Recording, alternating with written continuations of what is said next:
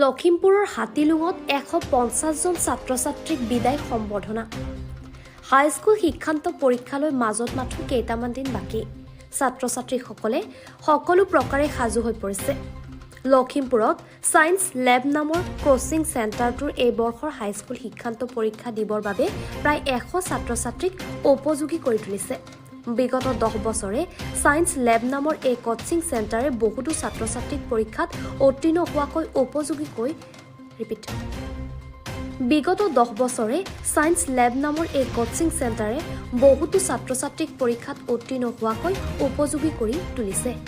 নৱম আৰু দশম শ্ৰেণীৰ প্ৰায় 150 জন ছাত্ৰ-ছাত্ৰী থকা এই কোচিং চেণ্টাৰে দেওবাৰে বিয়লি দশম শ্ৰেণীৰ ছাত্ৰ-ছাত্ৰীসকলৰ বিদায় সম্বৰ্ধনাও সভা অনুষ্ঠিত কৰে।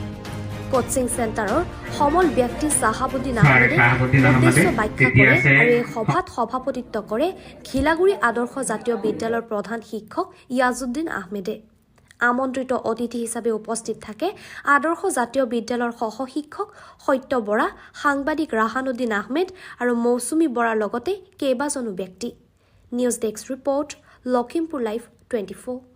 মই আপোনাৰ চেনেলৰ মাধ্যমেৰে আমাৰ সমূহ দৰ্শকক মই ধন্যবাদ জনাইছোঁ।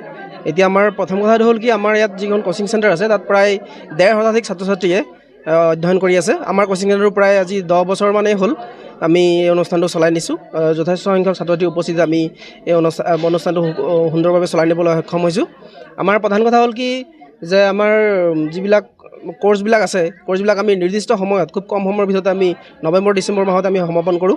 আৰু লগতে আমাৰ যিখন ছায়েন্স লেব বুলি যিখন আমাৰ কোচিং চেণ্টাৰ হাতীলুঙত অনুষ্ঠিত আমি গঢ়ি তুলিছোঁ, ইয়াতে আমাৰ বৰ্তমান দশম শ্ৰেণীত প্ৰায় 100 মান ছাত্ৰ ছাত্ৰীয়ে শিক্ষা গ্ৰহণ কৰিছে 2025 বৰ্ষত। যিসকল ছাত্ৰ ছাত্ৰীয়ে এইবাৰ শিক্ষান্ত পৰীক্ষাত অনুষ্ঠিত তেওঁলোকে অৱতীৰ্ণ হ'ব, আমি তেওঁলোকক শুভেচ্ছা জনাইছোঁ। তাৰ লগতে অন্যান্য অসমবাসী যিসকল সকলো ছাত্ৰ ছাত্ৰীকে মই এই অনুষ্ঠানৰ জৰিয়তে তেওঁলোকক মই পৰীক্ষাৰ সঠিক শুভেচ্ছা জনাইছোঁ। আজি যি অনুষ্ঠানটো আমাৰ নৱম শ্ৰেণীৰ ছাত্ৰ ছাত্ৰীসকলো আছে, লগতে আমাৰ 2-4জন প্ৰাক্তন ছাত্ৰ ছাত্ৰীয়েও আমাক সহায় সহযোগ কৰিছে। তেওঁলোকৰ অশেষ প্ৰচেষ্টাত আমি অনুষ্ঠানটো সফল কৰি দিবলৈ সক্ষম হ'লোঁ। কাৰণ বহুসংখ্যক ছাত্ৰ ছাত্ৰী আমাৰ ইয়াত যিহেতু অধ্যয়ন কৰিছে, তেওঁলোকক আমি এটা আনুষ্ঠানিক বিদায় দিবৰ বাবেই আমি অনুষ্ঠানটো আজি আয়োজন কৰিছোঁ। আমি প্ৰধানকৈ আমি ইয়াত সেৱাৰ চিলেবাছ আমি ফ'ল' কৰোঁ। আৰু ইয়াত আমাৰ বিভিন্ন লখিমপুৰৰ বিভিন্ন ব্যক্তিগত খণ্ডৰ লগতে চৰকাৰী খণ্ডৰ লগতে বিভিন্ন আমাৰ বিদ্যালয়ৰ ছাত্ৰ ছাত্ৰীসকল আমাৰ ইয়াত অধ্যয়ন কৰি আহিছে। আৰু অসমীয়া ইংৰাজী দুয়োটা মাধ্যমতে আমি শিক্ষা প্ৰদান কৰোঁ। আৰু গতিকে আমি যথেষ্ট সংখ্যক ছাত্ৰ ছাত্ৰীৰ পৰা আমি সঁহাৰি লাভ কৰিছোঁ।